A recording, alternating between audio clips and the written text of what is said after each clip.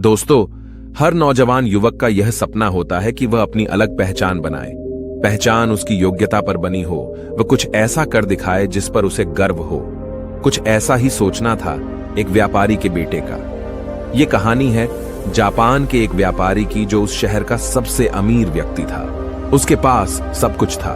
उसके पास किसी चीज की कोई कमी नहीं थी, केवल अपने बेटे से परेशान था। एक दिन वह व्यापारी अपने बेटे से कहता है, बेटा, तू मेरे साथ व्यापार में हाथ क्यों नहीं बढ़ाते? तुम्हें व्यापार के तौर तरीके सीख लेने चाहिए, क्योंकि भविष्य में तुम्हें यही तो करना है। यदि तुम व्यापार में हाथ नहीं बढ़ाओगे तो फिर क्या करोगे?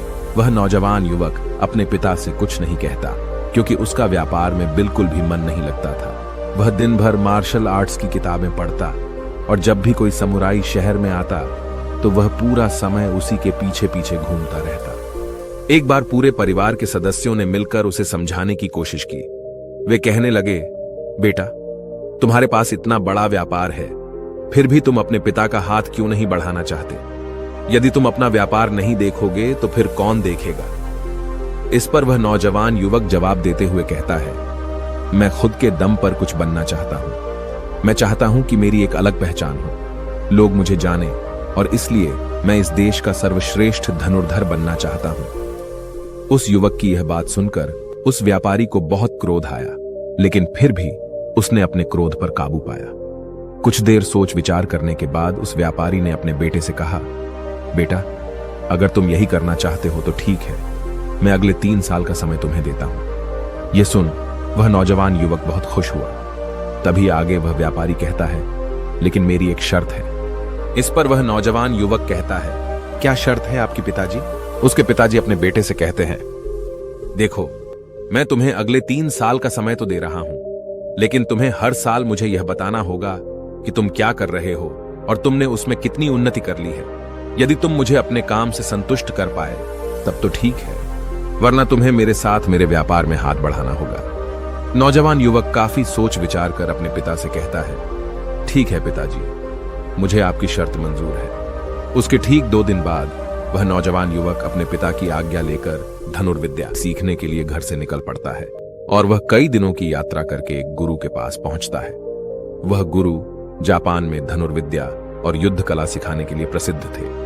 उनकी ख्याति दूर दूर तक फैली हुई थी, लेकिन वह बहुत कम लोगों को अपना शिष्य बनाते थे।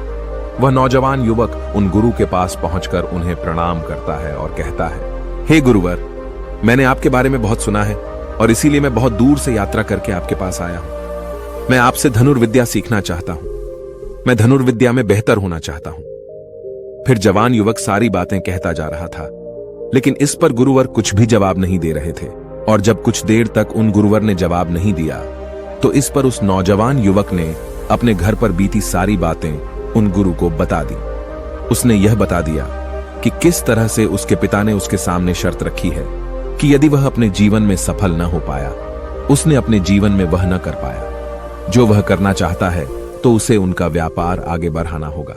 आगे वह नौजवान युवक उन गुरुवर से कहता है, हे गुरुवर, मैं आपसे वादा करता हूं, मैं पूरी कर्तव्य निष्ठा के साथ धनुर्विद्या सीखूंगा और मैं आपका समय बर्बाद नहीं करूंगा, इसलिए कृपया करके मुझे अपना शिष्य बना लीजिए। तभी उस गुरु ने उस युवक की तरफ ध्यान से देखा। उन्होंने देखा कि वह अपने साथ काफी सामान भी लेकर आया था और उसके साथ उसके 2 सहायक भी आए हुए थे। तभी उन गुरु ने कहा, सबसे पहले यदि तुम धनुर्विद्या सीखना चाहते हो तो तुम्हें इन चीजों को छोड़ना होगा, इन चीजों का त्याग करना होगा, इसलिए इन कीमती सामानों को वापस अपने घर भेज दो। उस नौजवान युवक ने गुरु की आज्ञा का पालन किया। उसने सारा सामान अपने सहायकों के हाथों वापस घर की ओर भेज दिया।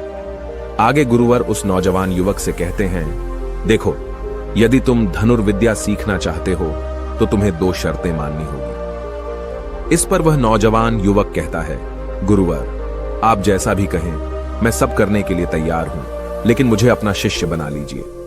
तभी गुरुवर उस युवक को पहली शर्त बताते हुए कहते हैं, तुम्हें यहां पर सामान्य लोगों की तरह ही अपना जीवन बिताना होगा और सारे कार्य तुम्हें खुद ही करने होंगे। इस पर नौजवान युवक कहता है, जी गुरुवर, जैसा आप कहें। आगे गुरुवर उस नौजवान युवक को दूसरी शर्त बताते हुए कहते हैं, यदि एक बार तुम्हें धनुर्विद्या की शिक्षा को ग्रहण करना शुरू कर दिया तो तुम्हें उसे पूरा करना ही होगा। तुम इस बीच उसे छोड़कर नहीं जा सकते। इस पर वह नौजवान युवक कहता है, ठीक है, आप जैसा कहें, मुझे सब मंजूर है। उन गुरुवर ने उस नौजवान को अपना शिष्य बना लिया, लेकिन वो नौजवान ये नहीं जानता था कि उनके सिखाने का तरीका बहुत अलग था। एक दिन उन गुरुवर ने उस नौजवान युवक को अपने पास बुलाया और कहने लगे, बेटा, जैसे तुम उठते बैठते हो, चलते फिरते हो, जैसे तुम सांस लेते हो, वैसे ही तुम निशाना भी लगाते हो। इसलिए सबसे पहले तुम्हें सचेत होना होगा। तुम्हें जानना होगा कि तुम क्या कर रहे हो, तुम किस अवस्था में हो। तुम्हें जागरूक होने की आवश्यकता है। इसलिए आज से ही सचेत होकर सारे काम करना शुरू कर दो, और ऐसा तब तक करो जब तक यह तुम्हारा स्वभाव न बन जाए। उस युवक ने उन गुरुओं की बात मान ली। वह एकाग्र होकर अपने कामों पर ध्यान देने लगा। वह अपने चलने फिरने, अपनी सांसों पर ध्यान केंद्रित करने लगा। सुबह उठकर वह अभ्यास करता और ध्यान किया करता। शाम के 6 बजे से वह एकांत रहता और ध्यान किया करता। ध्यान करने के बाद करीब 9 बजे के बाद वह सो जाया करता और ठीक सुबह 4 बजे उठकर वह धनुर्विद्या का अभ्यास करने लगता, और यह सब उसे एकांत में रहकर ही करता था। और यह सारी क्रियाएं दोपहर के 2 बजे तक यूं ही चलती रहती, और इस समय के दौरान न तो कहीं जाना और न ही किसी से मिलना। यहां तक कि उस युवक को किसी से बात करने की भी कोई अनुमति नहीं थी, और बचे हुए 4 घंटे अर्थात दोपहर को 2 बजे से शाम को 6 बजे तक वह बाकी सभी शिष्यों के साथ मिलकर आश्रम की देखरेख करता। और वह नौजवान युवक भी अब तक पूरा मन लगाकर सीखने की कोशिश कर रहा था। लेकिन जैसे जैसे समय बीतता जा रहा था, उस नौजवान युवक का जोश ठंडा पड़ रहा था। अब उसके लिए उस आश्रम में एक एक पल बिताना बहुत मुश्किल हो रहा था। अब उस नौजवान युवक ने अपने गुरु की बातों को अनदेखा करना शुरू कर दिया था। वह उन सभी नियमों को तोड़कर अपने सभी गुरु भाइयों के साथ मिलकर गप्पे लड़ाने लगा था। वह उन्हें अपने व्यापार की बातें बताता, उसके पास क्या कुछ है। और उस नौजवान युवक को इतना अमीर पाकर कई लोग उसके मित्र भी बन चुके थे, क्योंकि वह सोचते थे कि यह तो अमीर व्यापारी का बेटा है, कभी ना कभी तो भविष्य में कोई ना कोई फायदा हमें अवश्य मिलेगा। देखते ही देखते उस नौजवान युवक और बाकी लोगों की दोस्ती और भी गहरी होती जा रही थी। अब से वह नौजवान युवक रात को सोने की बजाय अपने मित्रों के साथ मिलकर आश्रम से कहीं दूर भाग जाया करता था। जंगलों में जाकर गप्पे लड़ा था, मौज मस्ती किया करता था, और इस कारणवश वह सुबह उठ नहीं पाता था, और इसी वजह से वह कभी ध्यान भी नहीं कर पाता था। एक दिन उन गुरुवर ने उस नौजवान युवक को अपने पास बुलाया और उससे कहने लगे, बेटा, मैं जानता हूं कि तुम रात को आश्रम में नहीं रहते हो और न ही तुम एकांत में रहकर अभ्यास कर रहे हो। मैंने तुमसे पहले ही कहा था, यदि तुम्हें एक बार धनुर्विद्या की शिक्षा को आरंभ कर लिया तो तुम्हें इसे पूरा करना ही होगा। और तो और, तुमने मुझसे वादा किया था कि तुम पूरी कर्तव्य निष्ठा के साथ धनुर्विद्या की शिक्षा को ग्रहण करोगे और मेरा समय बर्बाद नहीं करोगे। और यदि तुम ऐसा ही करते रहे तो 1 साल बाद जब तुम्हारे पिता तुमसे पूछेंगे कि तुमने इस 1 साल में क्या किया, तुमने उसमें कितनी उन्नति की, तो तुम उन्हें क्या जवाब दोगे? उस वक्त उन्हें क्या मुंह दिखाओगे? इस पर वह नौजवान युवक कहता है, हे गुरुवर, आप सत्य कहते हैं। जब मैंने शुरू किया था तो मेरे अंदर उत्साह था, मेरे अंदर धनुर्विद्या सीखने की जिज्ञासा थी, लेकिन तब मैं यह नहीं जानता था कि मुझे अकेले रहकर अभ्यास करना होगा। एकांत रहकर मैं थक चुका हूं और यह मुझे बहुत कठिन लगता है। मेरा एक एक पल जैसे मुझे काटने को दौड़ता है। जब भी मैं ध्यान करने बैठता हूं तो मेरा मन यहां वहां भागता रहता है और मैं ध्यान नहीं कर पाता, और इसी कारण मेरी चिंता और भी बढ़ जाती है। मुझे समझ नहीं आता कि यदि मैं ध्यान नहीं कर पाऊंगा तो मैं अपने अभ्यास को पूरा कैसे कर पाऊंगा। और साथ ही जब मैं एकांत में रहता हूं तब भी मेरे मन में तरह तरह के विचार चलते रहते हैं। मैं इनसे पीछा छुड़ाना चाहता हूं, लेकिन मैं इनसे पीछा छुड़ा नहीं पाता। इस पर गुरुवर मुस्कुराने लगे और उस युवक से कहते हैं, बेटा, जिस अकेलेपन से तुम भागने का प्रयास कर रहे हो, इस अकेलेपन में बहुत ताकत होती है। इसे तुम्हें समझना चाहिए। किंतु फिर भी यदि तुम इस अभ्यास को बीच में छोड़कर जाना चाहते हो तो मैं तुम्हें नहीं रोकूंगा। तुम जा सकते हो, लेकिन जाने से पहले मेरी बस एक बात मान लो। इस पर नौजवान युवक कहता है, ठीक है, बताइए, आप क्या चाहते हैं? तभी गुरुवर कहते हैं, बेटा, यहां से 1 दिन की दूरी पर एक बहुत ही बड़ा पहाड़ है। तुम्हें वहां पर पूरा दिन बिताना है और सुबह तुम्हें वहां पर एक बाज नजर आएगा। उस बाज की हरकतों पर तुम्हें ध्यान देना है। ध्यान रखना, उसका तुम्हें शिकार नहीं करना। बल्कि उसकी हरकतों पर तुम्हें ध्यान देना है। वह क्या कर रहा है, क्यों कर रहा है, उसे ध्यान से देखना है। उसकी हर एक हरकत को तुम्हें समझना है। और जब तुम अगले दिन वापस लौट कर आओगे तो मैं तुमसे केवल एक सवाल करूंगा। यदि तुमने उस सवाल का सही जवाब मुझे दे दिया तो मैं तुम्हें जाने से बिल्कुल भी नहीं रोकूंगा। उस नौजवान ने काफी कुछ सोच विचार किया और उसके बाद वह गुरु की बात मान जाता है। वह उन्हें प्रणाम करके उस पहाड़ की चोटी की ओर चल पड़ता है। देखते ही देखते वह एक दिन का सफर तय करके उस पहाड़ की चोटी पर पहुंच गया और उसने पूरी रात वहीं पर बिताई और अगली सुबह होने से पहले ही वह उस बांस को ढूंढने लगा। वह जब यहां वहां देख रहा था तभी उसकी नजर उस पहाड़ की चोटी पर पड़ी। उसने देखा कि एक सुनहरा बांस चट्टान की चोटी पर बैठा हुआ है और पहाड़ के नीचे घाटियों की ओर ध्यानपूर्वक देख रहा है।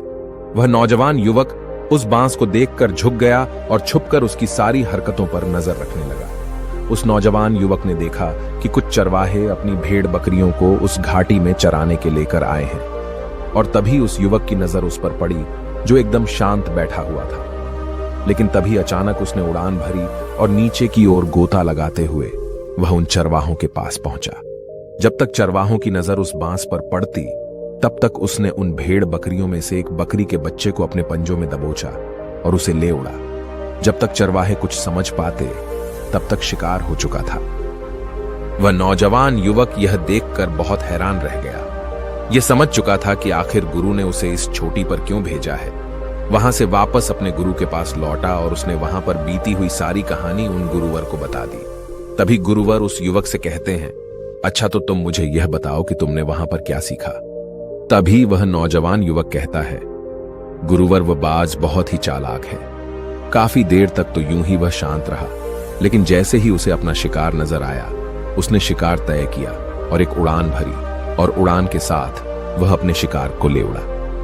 इससे हमें यह समझने को मिलता है कि वह बाज बहुत ही चतुर और बहुत ताकतवर भी है और साथ ही साथ वह बहुत तेज भी है। इस पर गुरुवर हंसते हुए कहते हैं, बेटा उस बात को तुमने आज देखा है, लेकिन यदि उसे तुमने करीब 2 महीने पहले देखा होता तो तुम उस पर यकीन नहीं कर पाते। ऐसे बाज केवल पहाड़ी इलाकों में ही पाए जाते हैं और इन बाजों की उम्र करीबन 80 वर्ष की होती है। लेकिन जब इनकी आधी उम्र अर्थात जब इनकी 40 साल की उम्र पूरी हो जाती है तो यह शिकार नहीं कर पाते। उसे एक महत्वपूर्ण निर्णय लेना पड़ता है, क्योंकि इस अवस्था में उसके शरीर के तीनों महत्वपूर्ण अंग बेअसर होने लगते हैं।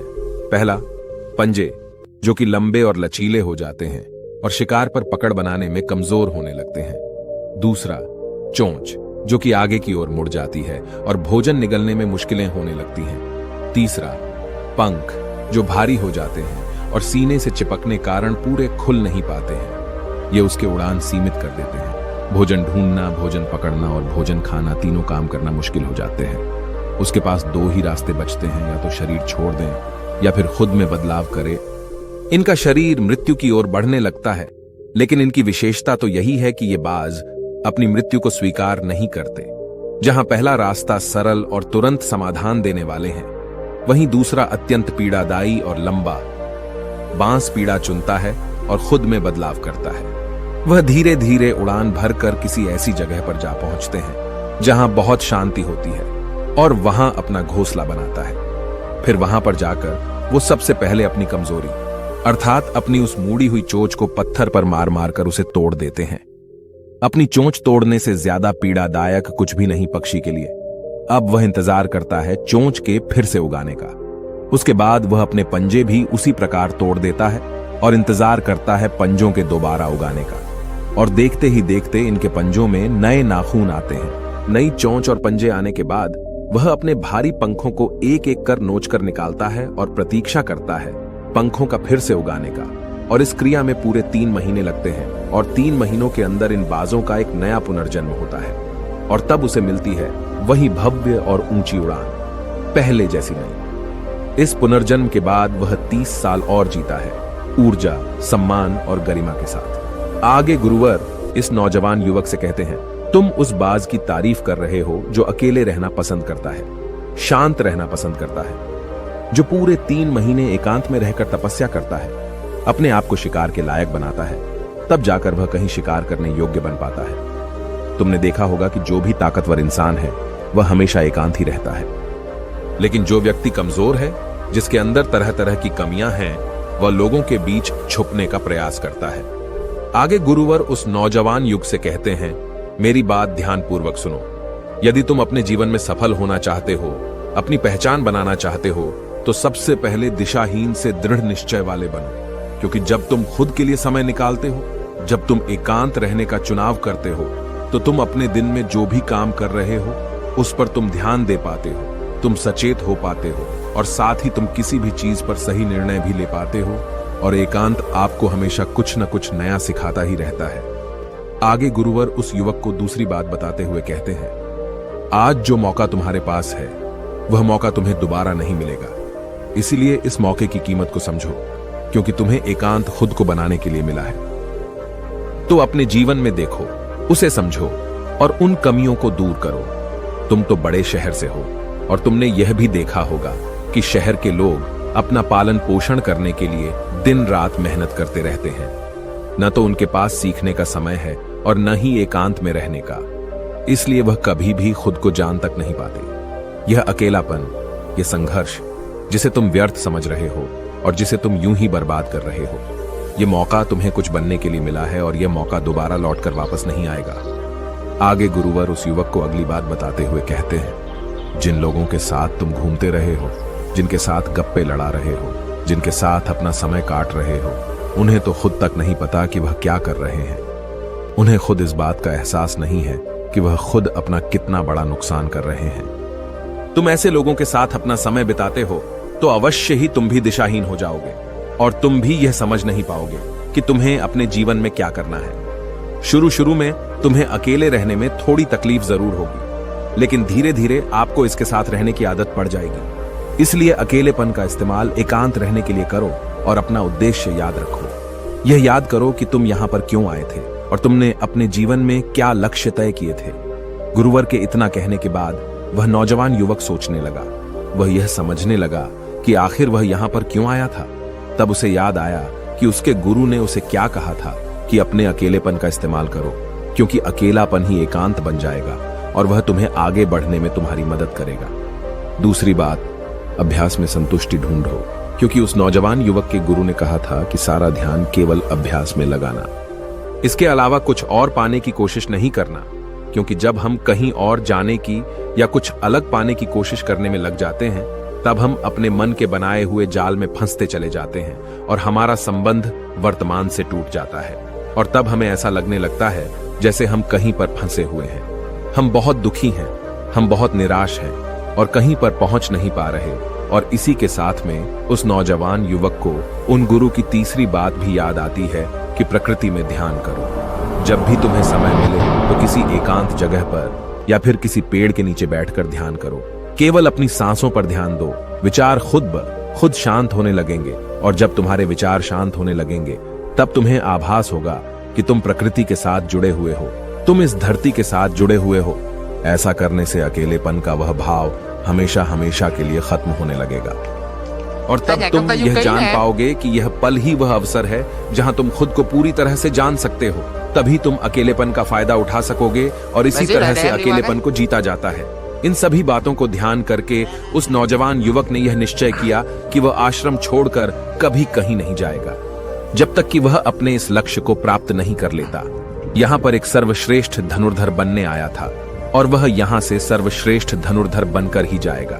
इसके बाद वह अगले ही दिन से अभ्यास में पूरी तरह से लीन हो गया। दोस्तों, यदि आप अपने जीवन में अपनी पहचान बनाना चाहते हैं, अपने जीवन में कोई लक्ष्य प्राप्त करना चाहते हैं, तो कुछ अलग पाने का प्रयास छोड़ दें। क्योंकि जब हम कुछ अलग और कुछ खास पाने का प्रयास करने लग जाते हैं, तब हम यह भूल जाते हैं कि हमारा लक्ष्य क्या है और हम अपने लक्ष्य से दिशाहीन होने लगते हैं। और इसी कारण हम अपने लक्ष्य तक कभी पहुंच नहीं पाते, क्योंकि हमारा मन हमें कुछ अलग पाने के लिए निरंतर प्रेरित करता रहता है। और इसी कारण हम अपने मन के जाल में फंसते चले जाते हैं और हम अपने लक्ष्य पर ध्यान नहीं दे पाते। इसलिए अपने जीवन में यदि आपको कोई लक्ष्य हासिल करना है, तो अधिक पाने का प्रयास छोड़कर केवल अपने अभ्यास पर ध्यान केंद्रित करें और देखना कि आप जरूर ही अपने लक्ष्य को प्राप्त कर पाएंगे। दोस्तों, आपने आज के इस वीडियो से क्या सीखा, वह मुझे आप कमेंट में बता सकते हैं। इसी के साथ में उम्मीद है कि आपको आज की वीडियो पसंद आई होगी।